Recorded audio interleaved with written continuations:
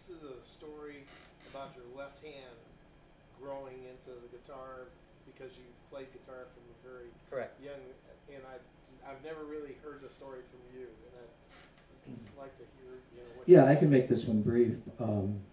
As I mentioned, I started playing guitar when I was 6 years old, so you're forming bones and muscle and all those kind of things.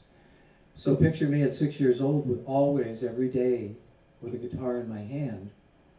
And I didn't realize till in my teens that my index finger, well, this hand, my index finger goes in. You see how that goes in? I'm having a pick held against it every day for all those formative years.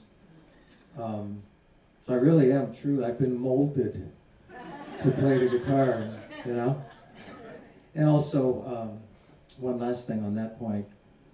Because you're in your formative years and you're doing an exercise, this hand does things that most guitar players' hands won't do. They're unique to me. Chord voicings that I like to hear. Sometimes I use my knuckle. My hand is like this on the neck of the guitar, and sometimes I will use my knuckle right here, plus all these fingers to get a voicing sound that I want. So I'm very fortunate I started playing so early in my life, you know.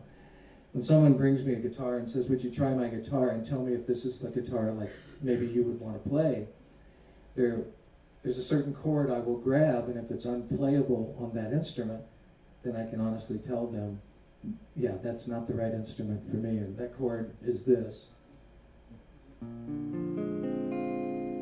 It's a 5-fret spread from down here, 3 notes being held by 1 finger. So, it's a B, 7th note. I have to be able to play certain things on certain guitars or it's just not going to work. A lot of us play this sus chord because the open E is there for us to play. So it's a F over G with the 9th on top.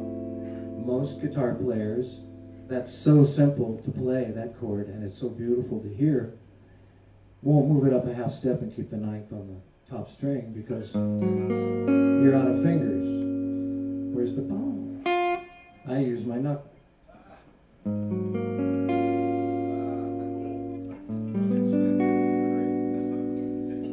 So there.